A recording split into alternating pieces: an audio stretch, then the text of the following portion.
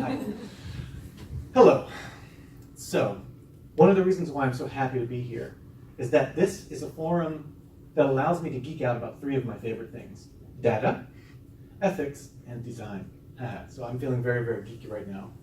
And I want to ask a question. Like everyone else did, yeah, who is here, doesn't it? I'm going to conduct an informal survey. Who here is an asshole? If you're an asshole, raise your hand. Hey, yeah. You're an asshole. Why are you an asshole? I'm not sure. I just like being an asshole. Oh, okay. And what makes you an asshole? Just taking people's data. You just take their data? Yeah. Yeah? And then I use it. And you use it? Okay, so taking people's data and using it for stuff, that makes us all assholes, actually. Interesting. I have a bit more nuanced idea about that, but anyone else? You an asshole too? Yeah, a little bit. Oh, hey! Yeah, I didn't recognize you from behind. Yeah, You look different. Yes, Yeah. hi. So, asshole, how's it going? Good. What makes you an asshole? We use psychology to change people's behavior, to use applications. Okay. But we use it in healthcare, so it's a little bit of a nuance there. Interesting. But do you consider yourself an asshole because of that? I don't like to be manipulated into doing stuff, so yeah, maybe a little bit. That's very interesting. So you're making things for people that you wouldn't use yourself. No, not really, but we are manipulating people into doing things that they don't want to do, but for a better health for them. So yeah. So in essence, it's actually going to benefit them in the long term when you nudge them to do more healthy behaviors, right? Very interesting one. Let's come back to that, which is really nice. So if I've understood this informal thing correctly, according to my opinion, neither of you are, per these definitions, assholes. Necessarily. Maybe you are, and I don't know, but in any case, I think everything's fine. There are no assholes here. We're all relatively good people. Glad to know it. But I would like to ask if anyone has an idea of someone who is an asshole in their head. Someone who's just a fucking horrible person, just a real shitbag human being. Good. Trump! I love you. Why is Trump an asshole? Because he thinks that people from other countries are coming to their country just to take the work and jobs and everything. Yeah. Any other reasons? I agree. Yes. Yeah? I think everybody who tries to change the world around them so it fits them better. I agree with that. I agree with that very much, actually. Yes. So the reason why I'm asking all that stuff is because, or why it's important for us here, being the people that we are, is that we are actually, all of us, you, all of us have superpowers. We're superheroes in a way. Or we have superpowers, let's say it like that. I don't want to go as far as to call us heroes yet. Maybe we'll get there. But the thing is, when we think about using superpowers, the problem with that is, and here's something from the Wonder Woman movie, there's like a sniper here, right? And there's like one dude that they need to kill because they're in a battle. But she jumps up and like destroys the whole roof of this church to like kill this one guy. She uses her superpowers in a very badass and very cool looking way, but the village is left afterwards with a church with no roof just to kill one guy. Like she could have done this in a much more, like a less harmful way, in my opinion, less destructive way. And so using this kind of train of thought, I want us to remember three things. If you don't remember anything out of this whole presentation, I would just like to think about these three things. You're much more powerful than you think you are. Because the stuff that you make, the stuff that we all make, is very intimately entwined with the lives of the people that we're making them for. And to follow also what you just said, heroes empower people and villains exploit them. And I think that's also what you were mentioning about Trump. It's exploitative. There's an exploitative thing in there, which we'll go into a little bit more deeply in a second. But I'm also not going to be here telling you what you should do, what you shouldn't do. I'm not preaching. I don't know, who am I? I'm no expert. I'm on a journey thinking about this stuff myself. So what I'm going to share with you is kind of a tool that helped me understand what my North Star is, what's the future I want to create and how do I get there, and then share that with you in such a way that maybe you can use that tool or a similar tool to figure out, do you want to be a hero or do you want to be a villain? It's up to you. But you have superpowers in any case.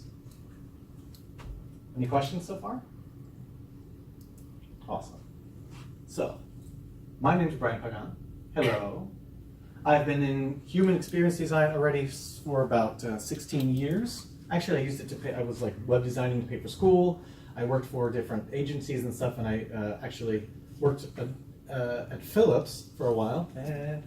And I studied UZ program with some of the people here. And Panos, I don't know where you are, but hey, Panos, thank you very much. One love. And last year, I actually left Philips to start the Greatness Studio, which is my own one-man ethical design consultancy. And I offer coaching to individual designers. I also give workshops to different design teams and teams in general. And I offer consultancy services, so ethical design for hire. That's my thing.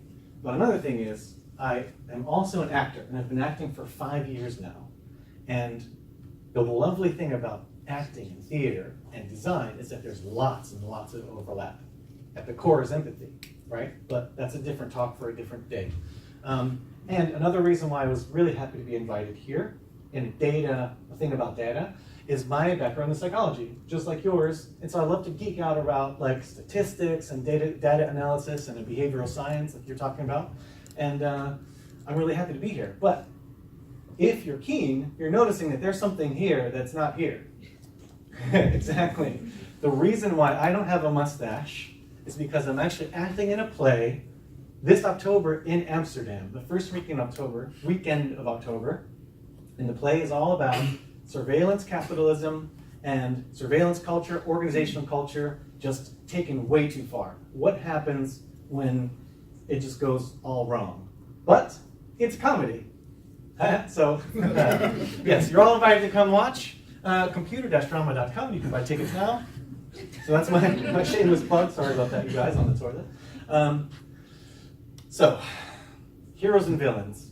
We all have different definitions. There are lots of also different definitions within the field of ethics, ethical thinkers. There's so many different people to choose from, perspectives to think about, and that's just way too complicated for me. So I'm gonna try to make things easy for you, Chidi. Sorry about that, man. I like to keep things simple, and I like to think of things in terms of dichotomies with a spectrum in between. So if we think about the fact that heroes empower people and villains exploit them, then if we want to measure the heroism or the villainy of any particular action or any particular person, we can plot that along a spectrum, some kind of line, in my opinion. It's not very straightforward to do that, of course, but thinking about it in terms of that, if we want to think about the fact that what makes something heroic or what makes something villainous is about the choices that we make, then I would say as a human being, the character that you have, your character is determined by the choices that you make over time. And the choices that you make over time are determined by the biases that you have, which I'm really glad that you guys talked about biases today. Oh, where's you? You've left. Oh, hey. I'm glad you guys talked about biases today because I think it's really important. In talking about that here, heroes bias towards compassion. They try to help everybody. And villains are trying to help themselves. Like you're talking about. They want to change the world around them so that it benefits them and nobody else. They don't care about anybody else. And so it's this bias that I don't think we can ever get rid of bias. We're human beings. We're messy, psychological people. We have biases that make us eat donuts instead of carrots when we know we should be losing weight because we're diabetic, for example. But we can manage this bias. And this is what I want to talk about now. So, why is this important for data science?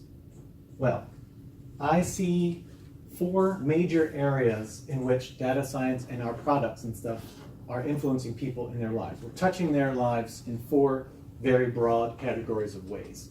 One way is in human rights.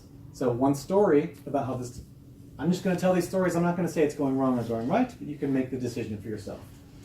There are algorithms that are being used in the judicial system of the United States to determine whether a criminal, like what kind of sentencing a criminal should have, to determine whether that person is going to commit a crime again or not. And these algorithms are based on biased data sets so that these algorithms, as they create their conclusions and they put out their assumptions, are highly biased against specifically black people. One story, think of it like you want to. Another one is safety. If you've ever seen one of these, you filled out a reCAPTCHA before. Actually, the problem with these is you are helping to train military attack drones for the United States military. Congratulations. You are now part of the military-industrial complex. Just kidding. But so the whole thing about this is the AI that is being partially trained by the reCAPTCHA when we identify cars in a picture is being used to train machine learning algorithms that Google is selling to the Pentagon to use for semi or completely autonomous drone systems, for attack drones that are used in whatever combat theater the United States decides to send them to. Did I answer that? Okay. Actually, well, okay. No worries. So, speaking of cameras and taking pictures, in our lovely city of Eindhoven, Stratums Eind, in our city, is the most surveilled part of the entire Netherlands, at least in public. Maybe there's some stuff, buildings inside, but there are different cities like Eindhoven, Utrecht, I think Nijmegen is another one, where private companies own the data. Actually, they probably own the cameras and stuff too that are being there, and they take the facial recognition data, they take all these things, and they're running their machine learning algorithms on them, and they then sell that forward to the government. And it's not necessarily a bad thing, but what can be worrisome for our privacy is that because these companies are not governmental agencies, they're just private companies. So we citizens are being filmed and our information and our data is being used, or are being used, but we have no influence on how it's being used and what it's being used for. And we can't have access to it either. And finally, experience. It is actually very important. And one thing that happened to Facebook back in 2014 is that there was, I don't know if you guys remember this year in review feature, that at the end of the year, Facebook puts together a little video of things that happened on your timeline and things that you did on Facebook itself. Well, there was a gentleman whose daughter died of brain cancer that year, and when the year in review thing popped up, it reminded him of all of those things that he had been trying to move past. And it was a huge psychological burden on him because someone decided to put a nice little feature. So these are 4 different stories that illustrate some of the ways that, in my opinion, we can go wrong with data. But, I mean, it doesn't have to be so bad, right? I'm sorry that I brought the whole mood down and everything, but there's light at the end of this tunnel. The thing is, we can do something about that. Because I said, we're all superheroes here, right? So it's up to us to be the ones that create the future that we want to have. If we value privacy, if we value safety, if we value the experience, and if we value people's human rights, we can put those things into action and do things in a good way. Because I don't think that those things are necessarily, those 4 stories that I just told now, come from terrible people. I think maybe there might be 1 or 2 horrible, shitty, like exploitative people in the chain, but most of the people that work at Facebook or at Gemeente Eindhoven, or those companies that are selling our stuff to the gemeente or whatever, they don't have bad intent, but they might be doing something that's villainous or exploitative by accident, just because they don't know. And because there are no assholes in here, none of us are up here, right? And if you are here, you probably lied, so I'm trying to find you. Is it you? But the whole point of this is, let's think about our intention. What I want us to do today, my success metric for today is just that I've helped maybe at least one person, or hopefully all of you, to at least think about your intention with your work, your intention with your life. Just think about it a little bit. What is it that you want to have happen in the future? What's the future that you want to create? Well, there are lots of wonderful ways that we can actually help stop or at least become aware of some of those problems that can happen in those 4 stories. Microsoft actually came out with a really, really beautiful primer on bias in AI. It's, they talk about these different types of bias, and they explain them with childhood examples, and it's really, really nice. And it talks about how this can happen in a data set and what you can do about it, and it's a very wonderful Medium article. And I'll be linking to a webpage later where all these references are. So if you like something here, you can also find it online as well. But another way, and this is something you guys were talking about with gathering data sets, and I think Tom mentioned something about gathering data from different places, and that the fact that your clients don't let you keep the data, so you don't know how to use it to train your algorithm and stuff. Yep. Well, Google is doing this thing called federated learning, where, and I think Apple does this with Siri as well. Like, they don't collect the data from your phone. They let the algorithm learn on your phone, and the only thing that gets shared from your phone to the centralized server is the update. So whenever it learns something new, it just tells what it learned. It doesn't share any of the data, which is really cool. Another nice thing is how Apple is actually figuring out the emojis, like which emojis are the most popular. It's a similar thing, but it's called differential privacy, where what they do is they gather all the data, and then they add a little bit of noise to it, so that the patterns that they want to learn are still in there, but it's nearly impossible for them, if not totally impossible, to trace it back to an individual person. So while they might be gathering data about me through my iPhone or whatever, they still can't see who I am, because they're adding this noise to sort of diffuse the data in such a way that it's anonymized, which I really like. So there are actual ways, of course, that we can do this, and there are even these really creative solutions that we can actually gather data about people, learn about them, and understand what how to kill bias and stuff. Well, not kill it. It's always going to be there, but reduce it, like you said. Yes, very nice. Yeah, so here are some other examples of initiatives and people that are doing wonderful things and trying to get movements together to do it like we're kind of like what we're doing here, just talking about this and discussing. IEEE, the standards organization, is now working on a document as we speak called Ethically Aligned Design, which actually, if you go to their website, you can register as a person who gets to look at their document and put comments, and actually all of us here could have our influence on that. It's really cool, and it goes into autonomous systems and all kinds of different things. It's very, very nice. This summit is actually something I attended earlier this year in Egypt. It was their first vested summit. Very cool. Yeah, Tom is shaking his head or nodding because he knows what I'm talking about. This was a gathering of different startups who were, especially in blockchain, but in other areas as well, and together with conscious investors to try to get these people as sort of like a Shark Week kind of thing, with some talks and everything to figure out how we can use tech to make the world a better place in a more empowering way rather than exploitative. And a similar movement is going on in Silicon Valley already by Zebras Unite. And their whole idea is unicorns don't fucking exist. And this dream of making a unicorn startup where you go in and you earn 500 million and then you just exit within 3 years, it's a pipe dream. And a lot of people have been able to do it, but what does it cost? Maybe not to them, but to us, right? Like we read about people working in the factories at Amazon who get injured on the job because they're pressured to go faster, but then no one's helping them out. They end up becoming homeless, all these kind of things. So what these people are trying to do is take a more realistic approach. Zebras do exist. So they have the ideals of the unicorn and the zebra next to each other. And they're trying to make a different version, like a different model for Silicon Valley to follow, which I think is very cool. So, again, I don't want to tell you who to be. I don't want to tell you how to live your life. But I would like to share with you just a short little thing that I did to help me understand my intention and understand what I want to do so that I can actually better focus on doing it. This is very much based on Simon Sinek's TED Talk, Start With Why.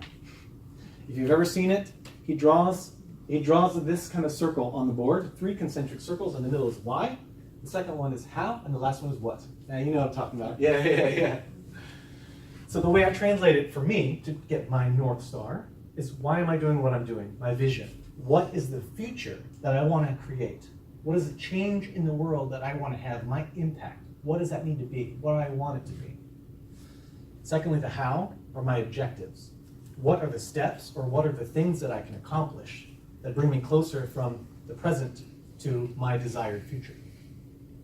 And the what are the habits that help propel me forward as I move from here to there to accomplish the objectives, to eventually make my vision a reality.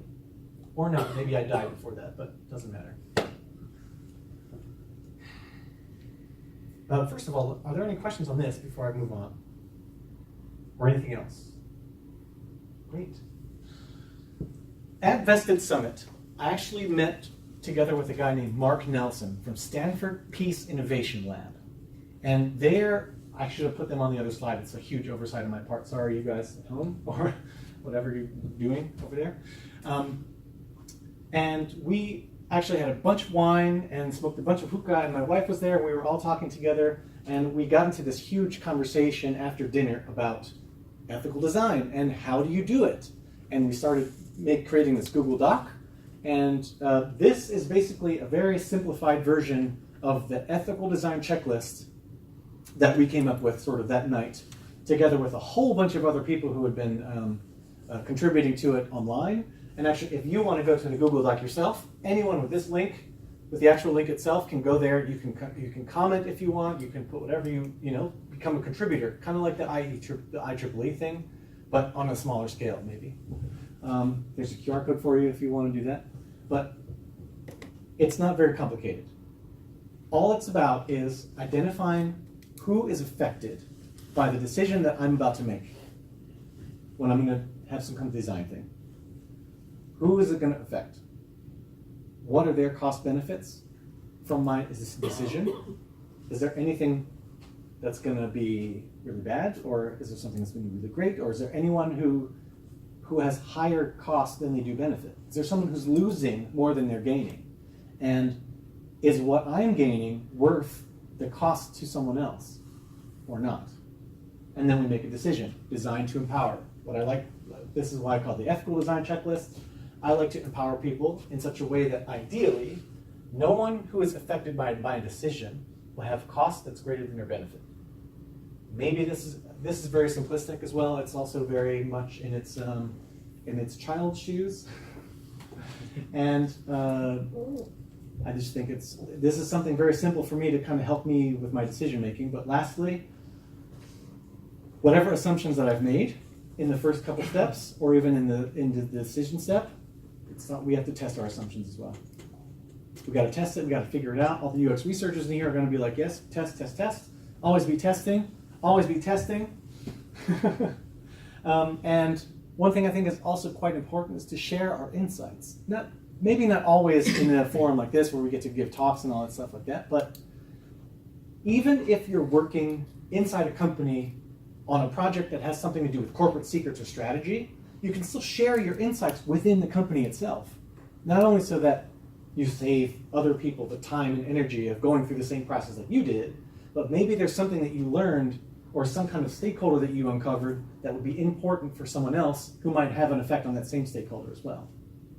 So this is my sort of minified short version of our Google Design ethical design checklist on the Google Doc. And like I said, 3 things to remember. You're more powerful than you think. Heroes exploit, heroes empower and villains exploit. And find your North Star. Once you follow that, you can be your own superhero. Thank you.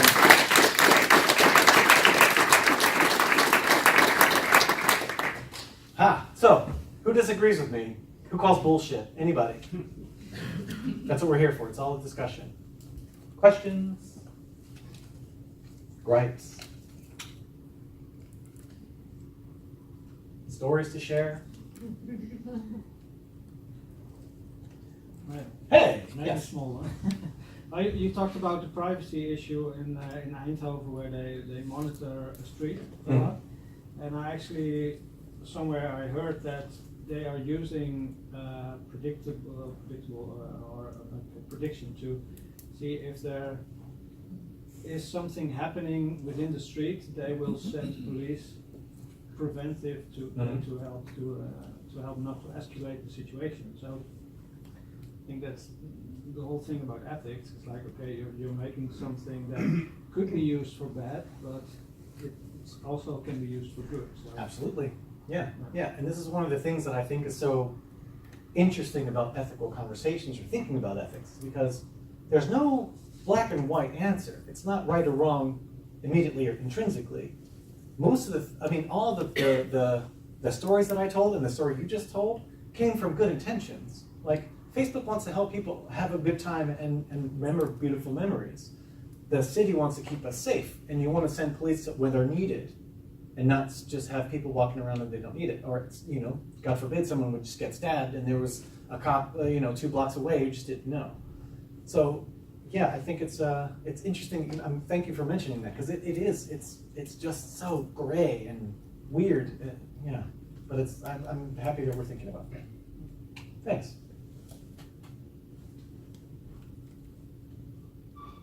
Hey. We have one devil's advocate question. Yes. What is the return on investment on good ethics? The funny thing is,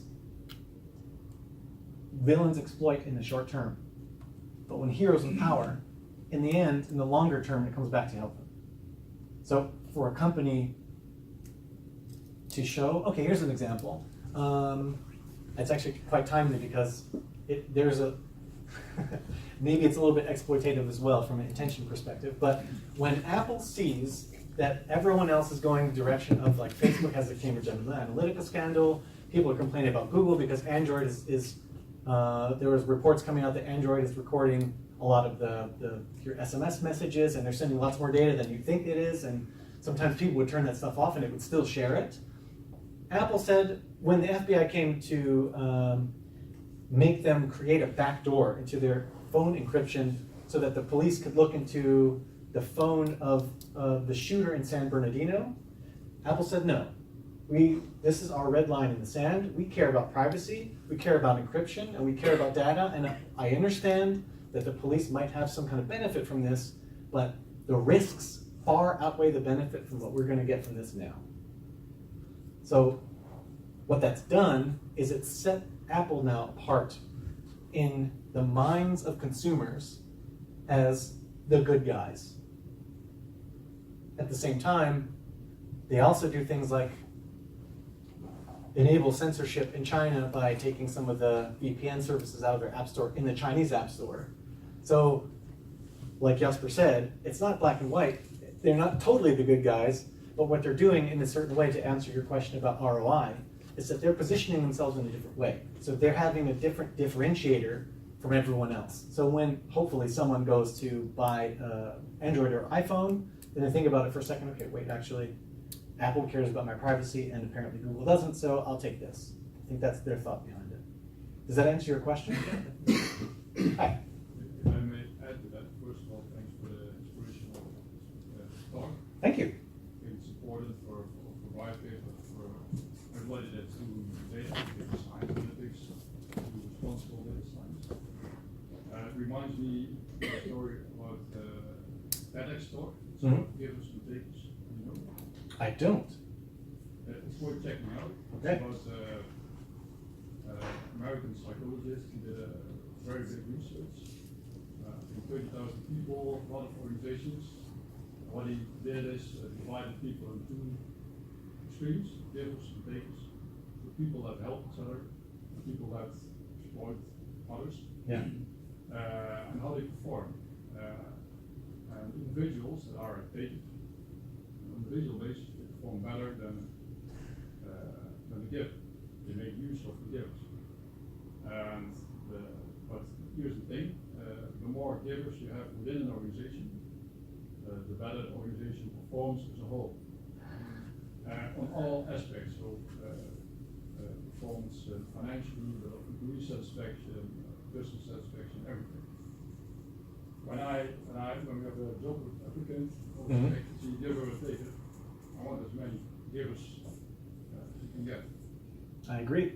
So just to recap for people who in the live stream who might not have heard that because there's not a microphone back there, and other who might not have heard. So, I'm sorry, what's your name, sir? Thijs. Thijs just talked about a TED Talk by an American psychologist talking about givers and takers. And the idea is that measuring the performance of a company by how many givers and takers that they have, they see that the takers individually often perform better because they're taking advantage of the givers.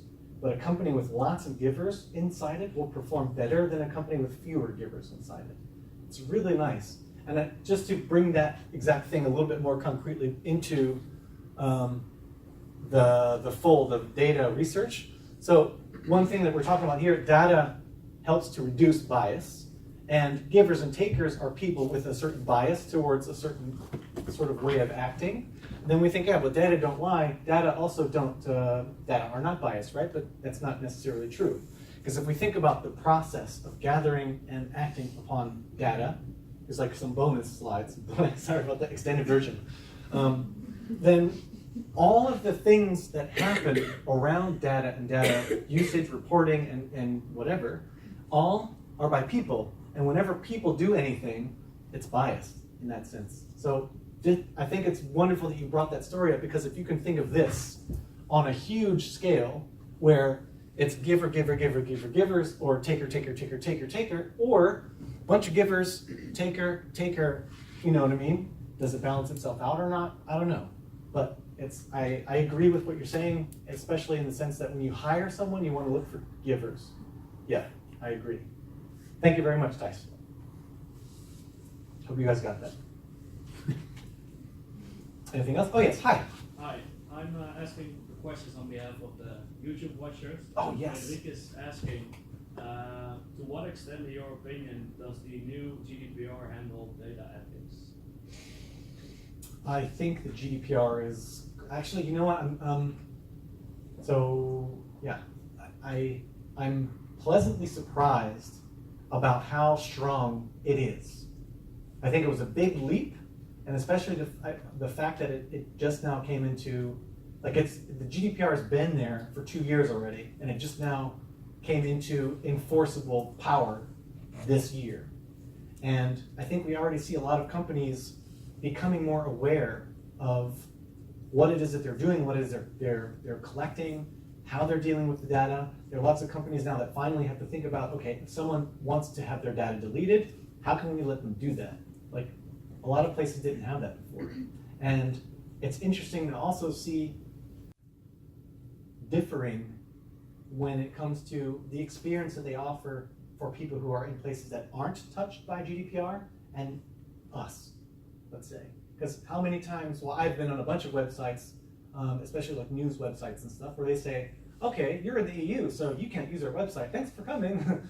You know what I mean? And I think it just shows that some of these companies are indeed takers, in the sense that they don't give a shit about us enough to actually do something about the GDPR, so they just block us out completely. But a lot of them do, and those who do are benefiting us. But to go back to the question, how do I feel about it? I think it could be a lot stronger. And I'm also looking forward to other initiatives that are sort of copying the model, or at least applying the model to different geographical areas. I think Brazil recently passed a version of their version of GDPR for Brazil. I think California is working on a privacy initiative, a privacy bill at the moment that's also quite similar, maybe a little bit less teeth, but I think it's a movement in the right step. And I'm looking forward to that being like a standard thing everywhere, maybe even stronger. Thanks. Any other questions? I'm thinking about your slide with the matrix with villains and heroes and accidental, and Yeah. you had it 4 quadrants, and I don't really agree with the 4 quadrants. I think you have to turn it over, flip it over. Mm-hmm. That accidental villains are inherently intentional heroes, because for all the good you want to do, you always harm somebody else without your intent. That's true. That's true. So you can be an intentional hero, but you will be an accidental villain. Always. Yeah, that's a good point. So it's not that I plan to be an accidental hero. Then you just sit on the couch and well, you're an accidental hero because you don't harm anybody. Well, You but don't do anything. Yeah, but that's a So yeah. So I don't agree with Yeah. this representation, and well, I'm in education, and for me, a villain is somebody who just exploits my environment. Yeah. But because I know he wants to do that, I can use the accidental hero in him to actually do some good. That's actually really good. Thank you for that. So I don't know if I have to should repeat that. So the comment is, which I actually agree with, that this quadrant thing it's not accurate, and maybe it's not even useful in the sense that it's too maybe black and white, or someone can be multiple things at the same time. And I think part of the reason why it doesn't work is because I visualize it here as a matrix, but what I meant to do, and I didn't do it right, was that it's more like a scatter plot, let's say. So you can make a decision and you can plot it probably somewhere here. Like if I buy a shirt, for example, and I'm not even thinking about necessarily where the shirt came from or whatever, but I might be buying from a company who uses very cheap factory labor in Bangladesh, that in a building that's going to collapse and kill those people. So I'm accidental villain in that sense, or at least that choice was an accidental villainous choice. But like you said, my intentions can be good, but my actual choice can be not so good. So I agree with you, and now I don't know how to, you could flip it, but it's an interesting one. I'd like to think about how to make this a bit better. So thank you very much for that, because I will make it better. Did that address your concern a bit, or? No, it's not a concern. It's just a thought. It's just Yeah, something yeah. to improve. Thank you. Yeah, absolutely. I will change that. Thanks.